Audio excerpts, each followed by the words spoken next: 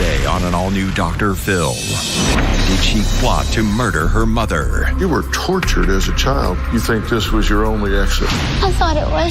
The tale of Gypsy Rose. My mother taught me how to be a very good liar without any conscience. Her boyfriend accused. I asked him to kill my mother, but I didn't hold a gun to his head. The prison interview.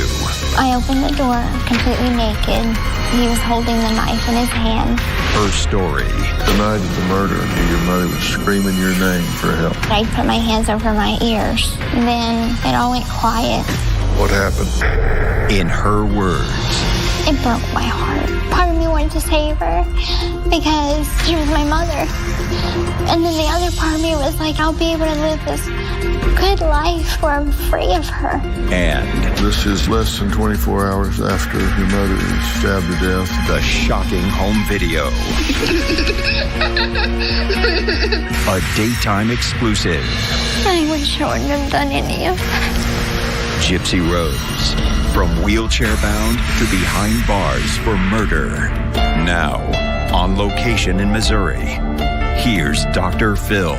The murder of Missouri mother Dee Dee Blanchard was a crime full of shocking twists, secrets, and deadly lies.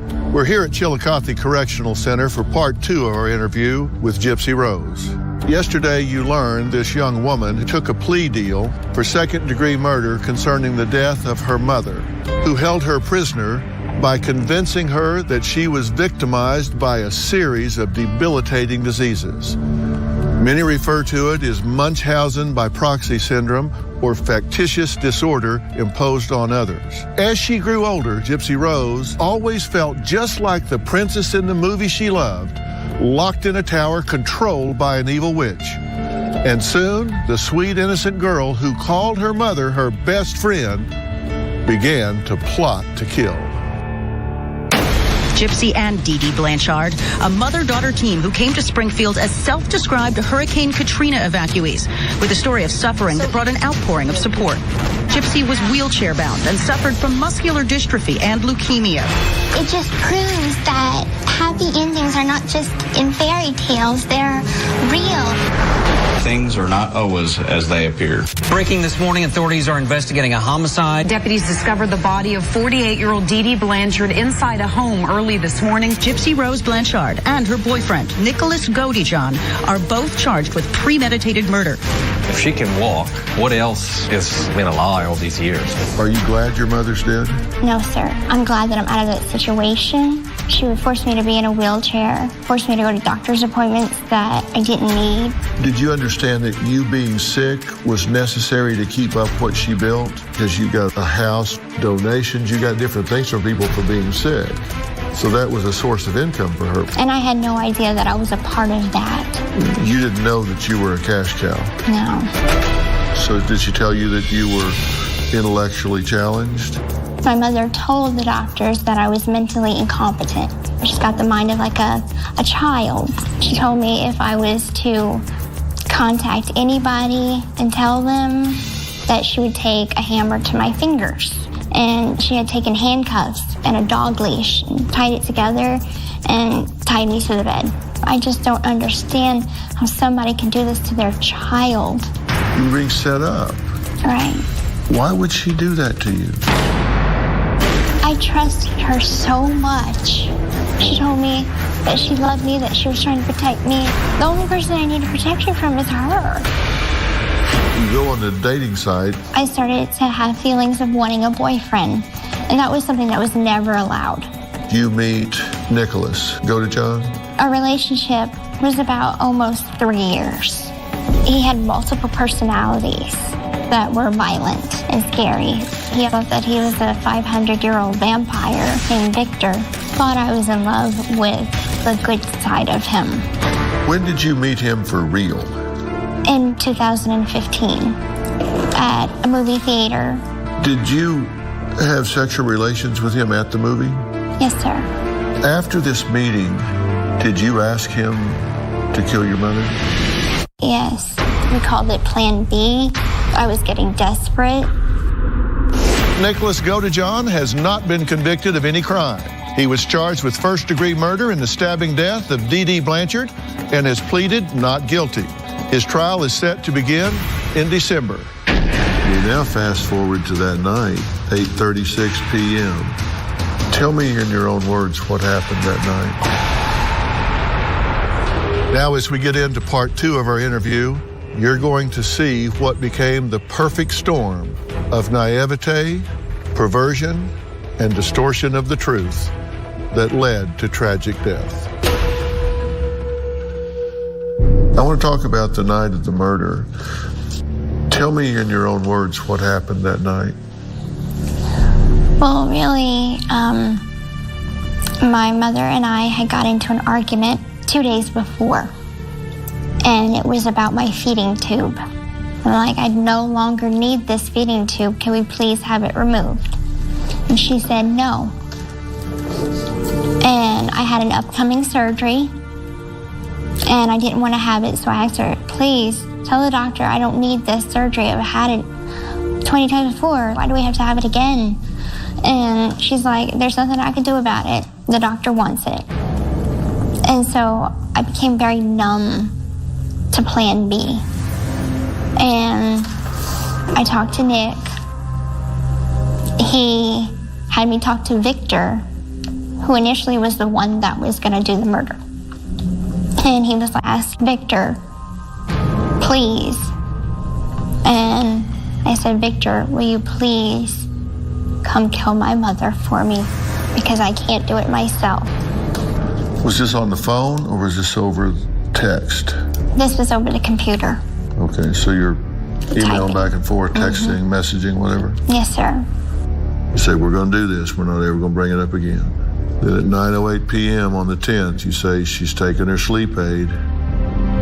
Okay, baby, I'm calculating the money for the ride. You say, once you're inside the house, we stay silent, not even a whisper, until after I open that bathroom door. And he says, never underestimate his will to kill. Victor said that he had conditions. One condition would be, it would be with a knife. The other condition is he would have to rape her after he murdered her. And I told him, absolutely not. I am not okay with that. And he said, it's either Victor's way or the highway. Like, Victor won't do it if you don't agree to my terms. So I said, fine, use the knife, but you are not raping her. He's like, well, fine, I'll make you a deal. It's either rape her or rape you after. And I said, rape me, because I won't let you do it to her. What happened then? And so after that, he took his bus, Greyhound bus, from Wisconsin to Missouri. He stayed at the local hotel. I texted him when my mother went to sleep. I let him in the door. There were gloves waiting for him, plastic gloves, by the door. You put them there? I put them there. He came in, and he was wearing a hoodie and dark clothing and a scary t-shirt that had evil clowns on it. And I handed him the knife, and he said, get your ass in the bathroom now. And I went in the bathroom, closed the door behind me, and kind of got down in a kneeling position and put my hands over my ears so I couldn't hear anything. But I did hear stuff. I heard her scream for me a couple times. But at first, like, she sounded like she was startled, like, who's there? And then I heard her screaming.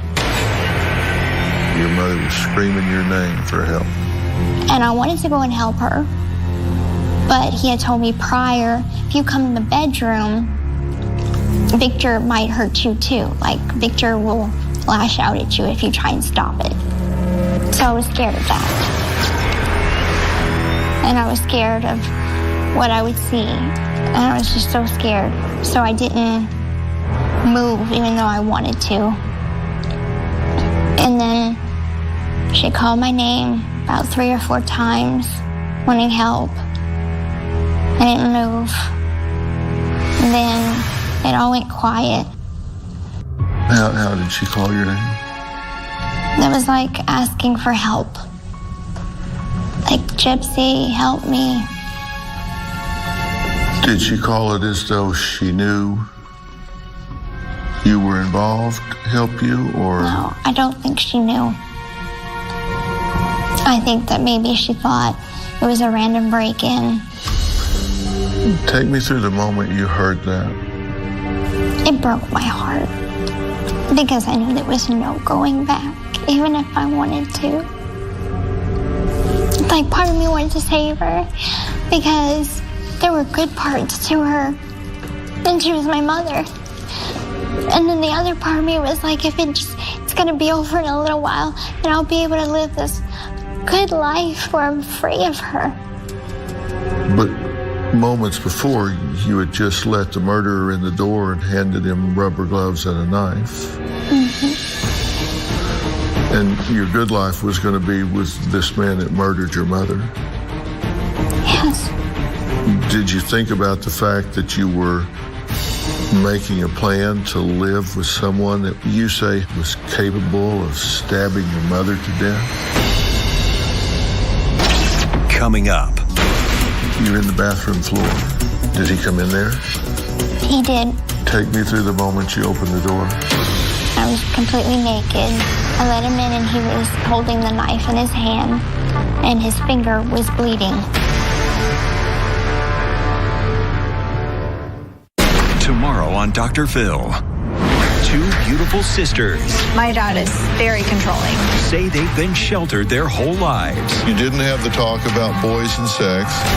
But now, I don't like your boyfriend. That's crazy. I have a child with him. You're running her life. If you're so smart, why did she make such a bad choice?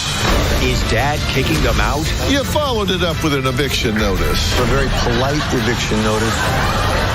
That's tomorrow. From wheelchair-bound to behind bars for murder, a Dr. Phil daytime exclusive continues.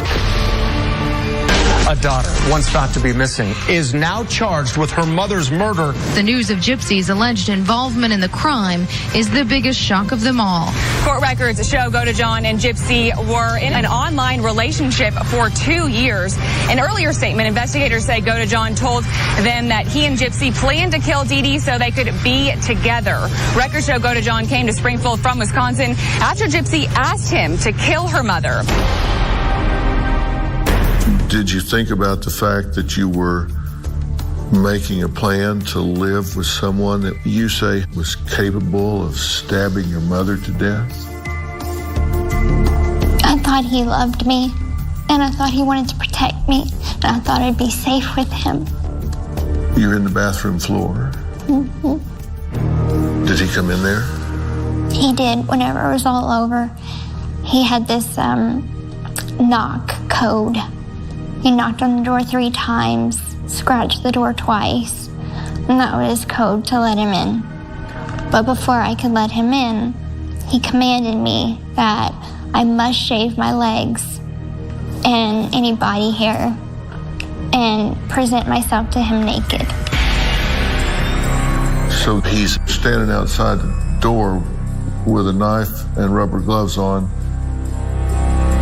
and it sounds to me like you're preparing yourself like a sacrifice. It's what Victor wanted. And you did it. Take me through the moment you opened the door.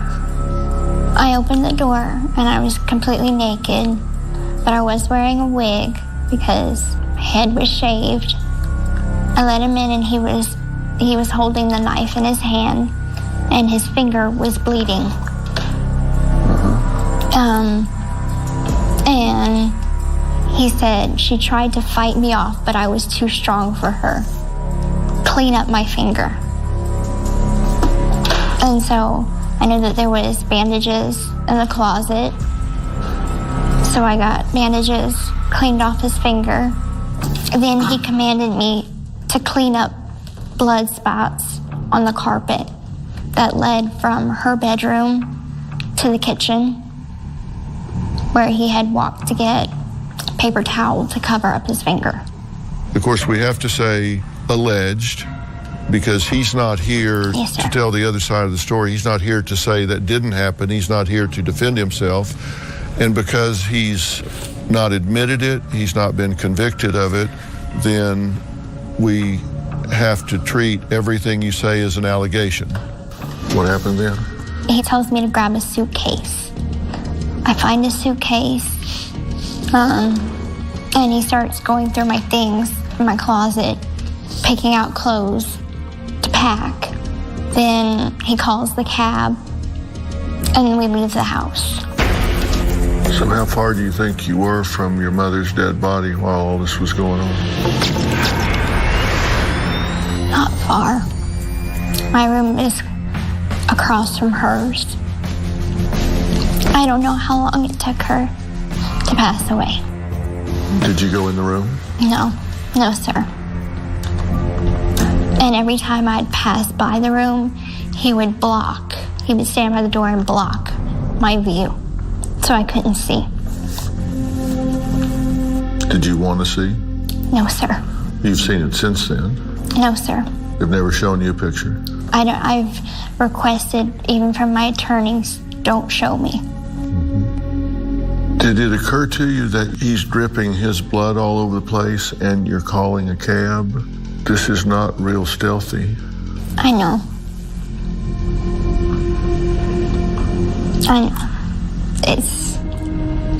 We were stupid, and we can't say, oh, I wish we would have planned it out better or whatever. I just wish we wouldn't have done anything to begin with. I wish he would have just said, I will help you get out of your situation, but by means of contacting the police. Where did you go? To the hotel that he was staying at. As soon as this is over, are you immediately wishing it hadn't happened, or are you happy it happened? Coming up. This is a video. Hi, honey. I'm feeling it. That's less than 24 hours after your mother has been stabbed to death. How do you feel about him now? We now return to a Dr. Phil Daytime exclusive.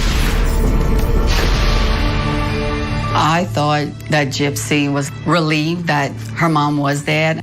I was in shock. You never want to think somebody that you love is capable of doing something so horrendous.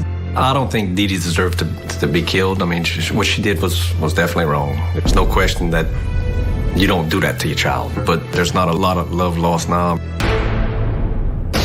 As soon as this is over, are you immediately wishing it hadn't happened, or are you happy it happened? It was a mix of emotions. To be honest, I felt numb. It's like it wasn't real, but there was some happy times in there that I guess I was happy. Well, comment on this for me. This is a video, part of one was taken in the hotel.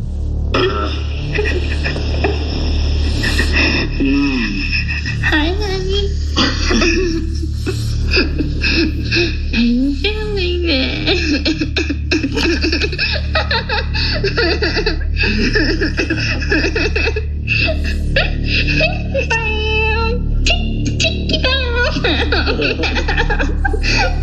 He's eating a brownie.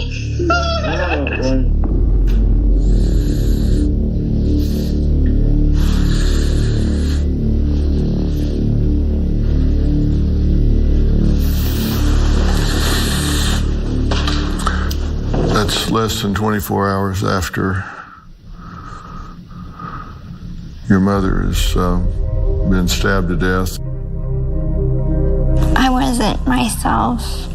I had been taking narcotics such as Xanax and Vicodin. I was high, very high. He was a different persona now? Yes, he was. He was the loving boyfriend that is gonna make all my dreams come true. How do you feel about him now? I can't stand him. Because I went from one abusive person to another. I wish he would have been more responsible. He was the first person I ever told that I could walk. And yet I asked him a question. I asked him to kill my mother, but I didn't hold a gun to his head and make him do it. He seemed more happy to do it than anything. And that's why I can't stand him, is because he knew. I think he knew that he could easily get me out of that situation by calling the police, being responsible. So y'all pull this off, you get away with this for like 4 days before you're in custody. Yes, sir. And then you're in an interrogation room. Your mom's dead, okay? Now, what I want to ask you is, your mom's passed away, okay? And she's deceased, all right? Now, what I want to ask you, did you have involvement in this? Okay? Hang on, listen to me for just a second, okay? What happened with your mom that night? I don't know what happened with my mom at all. Okay, you just listen to me, okay, sweetheart? You know what happened to your mom, okay? And I know that you know. You think that it's me? Why did you think that it's me? I have always loved my mom. My mom and I are best friends. Listen to me. Please don't get yourself in this hole, and that's what you're doing.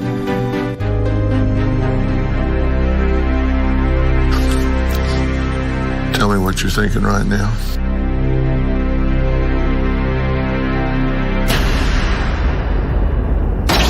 Coming up.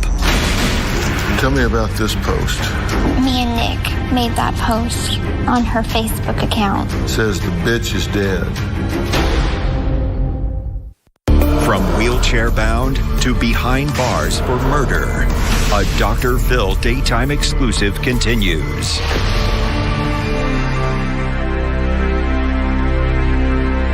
With my mom at all.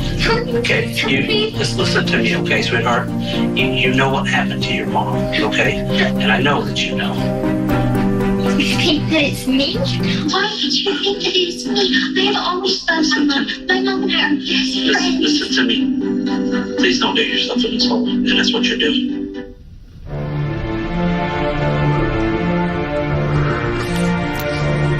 Tell me what you're thinking right now.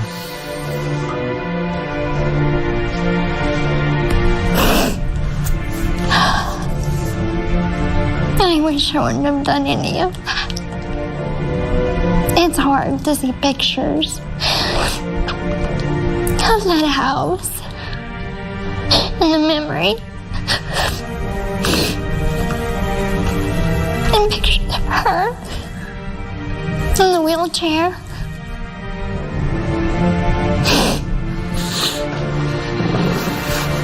Well, was it justice?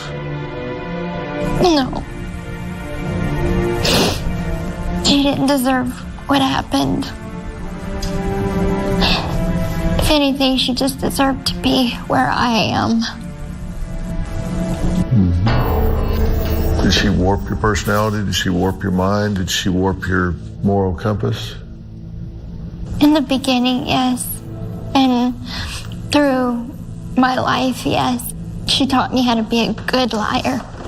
A very good liar without any conscience. And I'm changing that. I'm trying to be a good person now. I don't want to be like my mother, and I'm nothing like her. She was trained to lie and steal and cheat and all of that her whole life. Now it's just teaching her how to do the right things and believing in that way of being right and true and trustworthy. But she's still got 6-7 years before she gets out. It's just a lot to choke down, deal with, and digest. When we found out everything that happened with Dee Dee and with Gypsy, I was furious. I couldn't believe that a mother would do this to their child. How could any parent, hurt their child? But Dee Dee was a piece of work. definitely a piece of work. You say all you did was to ask him a question, but in the 3 days prior to the murder, you had some text exchanges that seemed to me that this Plan B was pretty much a collaborative process. I just wish I could go back and walk in front of somebody, and none of this would have had to happen. You said he could have said no. You could have walked out that front door. You called a cab after you hacked her to death. You could have got to call that cab and left. You could have gone to a women's shelter. You could have gone to a police station. She would have found me. She would have convinced them that I was lying. And she had paperwork to prove, like, I was mentally incompetent. Nobody would have believed me. You think this was your only exit? I thought it was at the time. What do you think now? If I can go back. Now I know I should have called my dad. I should have told somebody. I should have walked in front of somebody. That would have changed everything. Tell me about this post. Me and Nick made that post on her Facebook account. It says, the bitch is dead. It says, I slashed that fat pig and raped her sweet innocent daughter. Her scream was so loud. LOL. Why that particular message? It was alarming. The whole point of the post was I wanted her found. I couldn't stand the thought of her body just being there, and I remember something Nick had said when he first entered the house to kill her, and it was, this bitch is dead. And so my mother never cussed online. She never put anything alarming, and I thought that was alarming. That would alert some of her friends to call the police. Well, in the alternative, you could have just gone to a payphone, called police, and said, go check this address. There's a dead body in there. Or you could have said, do you need to do a wellness check on XYZ address? I wasn't that smart. You could do that as opposed to 4 days after you hacked your mother to death saying that bitch is dead. I mean, that's a pretty aggressive tip. It was meant to be aggressive. It was meant to be alerting, because I thought her friends would look at that and say, something's not right. So let's call the police. Well, that's an understatement. Something's not right. But I do regret making that statement, not because it got me found and arrested, but because that was so wrong. It's not right. Well, let me ask you this. So, they find your mother hacked to death. Your wheelchair's there, you're gone. How did you think this was going to turn out? Coming up. You mailed the knife to his parents? He wanted me to take the murder weapon in my backpack. I was like, no, we'll just mail the knife. You are both victim and perpetrator. At some level, do you think what you did is justified? Friday on an all-new Dr. Phil. Does the family that works together My family is in the pet supply business. stay together? Brooke shoved me and a full fight broke out. She's filed charges against your husband. For assault. What'd he do? Robin's husband had me in a headlock. Is this what he hit you for? Because I went to separate them. Business as usual? She said that if I went on the show, that I would never see her or my grandchildren again. That's Friday. We now return to a Dr. Phil daytime exclusive. How did you think this was going to turn out? I thought that they would put out a missing report for me, and that people would just give up. Lots of kids go, and people go missing, and then they're never found. So I thought that I'd be one of those cases, that I'd just never be found. But you told your friend you had a boyfriend, a secret boyfriend. I forgot about that part. Yeah, what was that one? Then, of course, he's dripping his DNA from the bedroom to the bathroom, back into the other bedroom. Mm-hmm. And you got paper towels in the trash with his DNA all over them. Mm-hmm. And you mailed the knife to his parents? To his house, yeah. Go to John told detectives he mailed the knife back to his Wisconsin home where he and Gypsy were arrested. Of those items, a knife found in an envelope addressed to the Big Bend home with a return address of the Blanchard home, and 2 cell phones, a flip phone and a smartphone. He wanted me to take the murder weapon in my backpack on the Greyhound bus. I've never been on a Greyhound bus, so I thought maybe there were metal detectors. And so I was like, no, let's mail it. People buy knives off of eBay, so we'll just mail the knife to your house. And he said, well, we'll throw it away in Lake Superior, and nobody will ever find it. But we didn't. We got arrested before we can dispose of it. Is your life ruined? No, sir, it's not. How long are you going to be here? I see the board in 2021. What do you want to do with your life? I want to be an advocate for abused children or abused people. If I would have known that there was something called Munchausen by proxy syndrome out there, perhaps it would have nudged me to get help from somebody, because I thought my mother was the only person like that. And so I want to speak about my experience to encourage people, if they're being abused, get help, because it can make a difference. And that way they won't end up like me. They won't end up in prison. It won't get that bad. What do you think should happen to Nick? I think that he should spend the rest of his life in prison. Do you think he exploited you?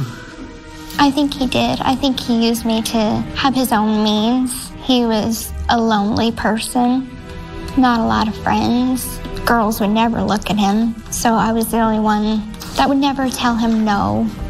I would always agree to everything he said and do it with a smile. And I think he saw that in me from living with my mother.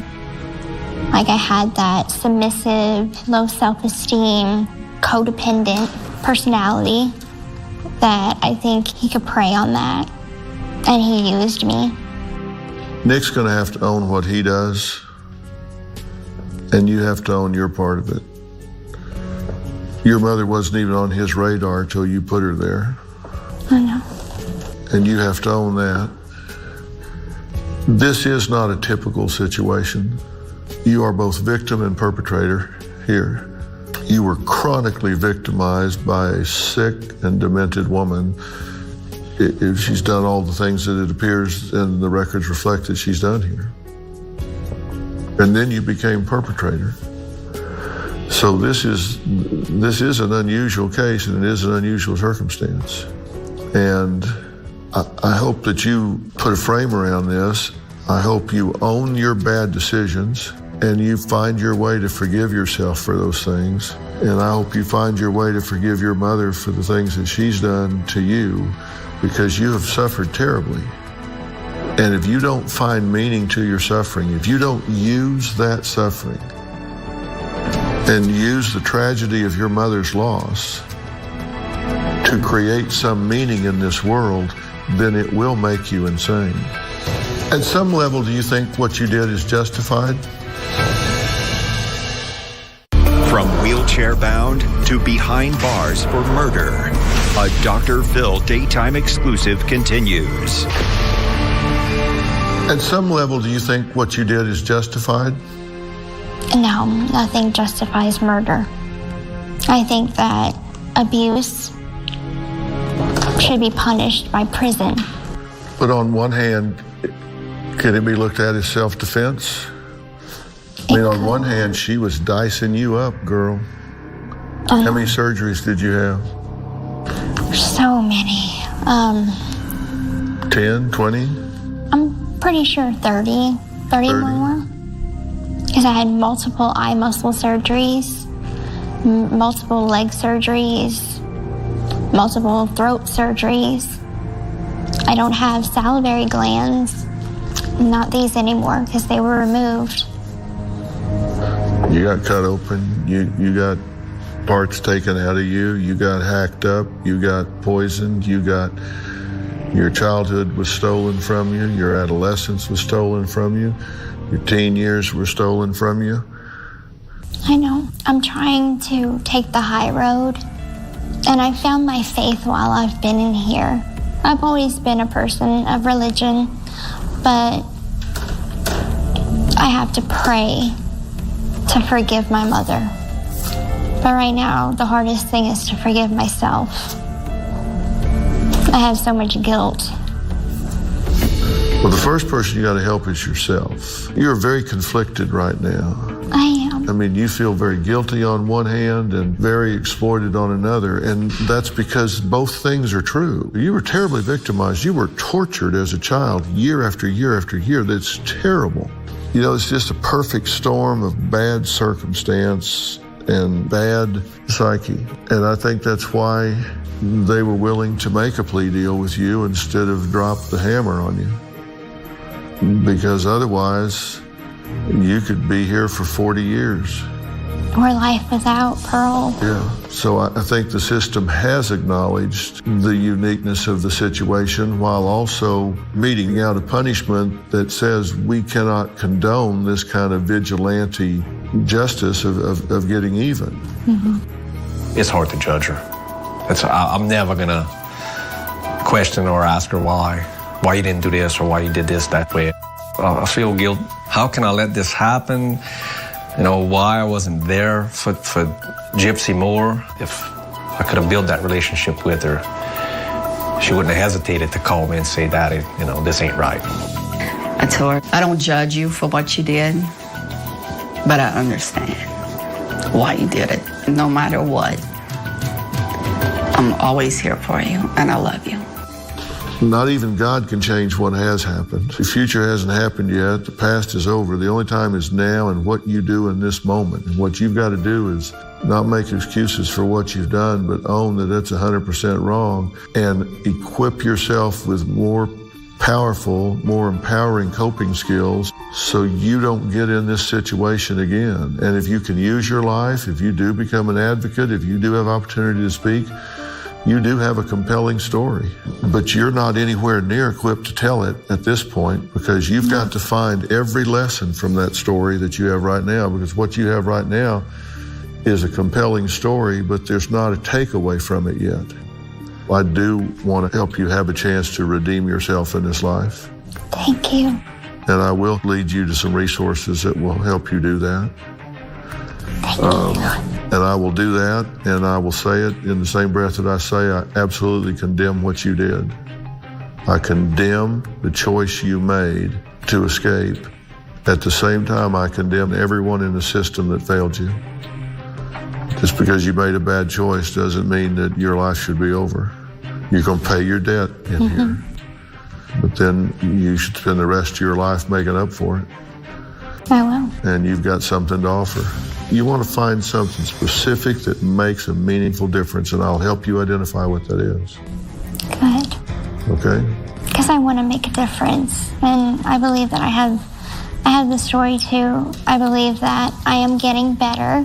I've grown a lot since I've been in here, matured a lot.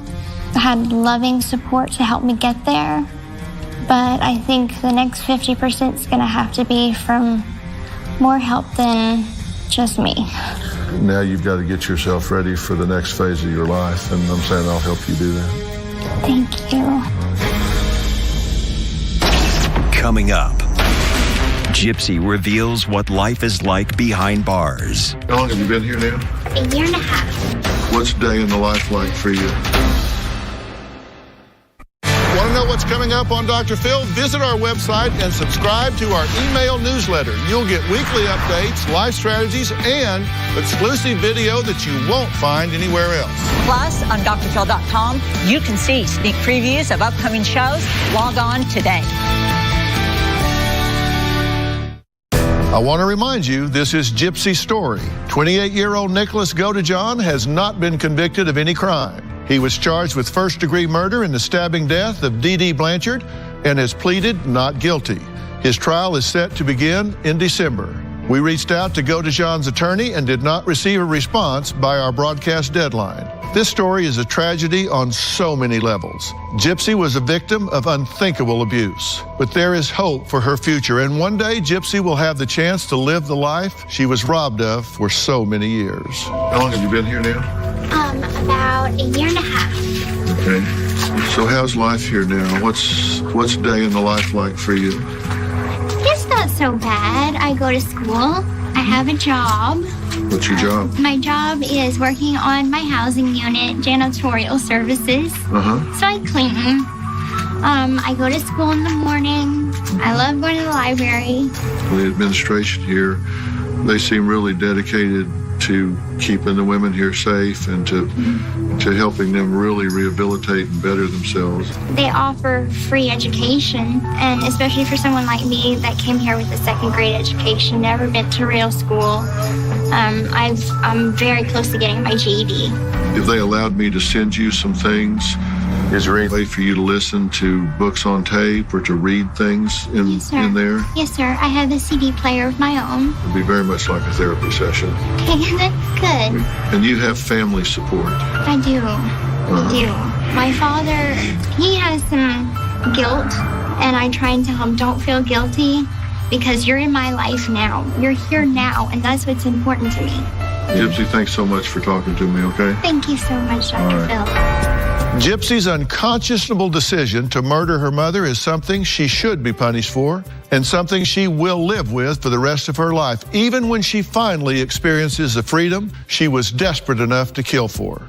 We will continue to follow this story as her ex-boyfriend, Nicholas Godejohn, goes to trial. I want to thank HBO for the use of their footage from the HBO documentary film, Mommy, Dead, and Dearest, which can be seen on HBO Now and HBO Go. I want to give a special thanks to Warden Chris McBee here at Chillicothe Correctional Center for allowing us to come in and speak with Gypsy today. We hope that there will be a takeaway here and create some transparency for this kind of tragic situation.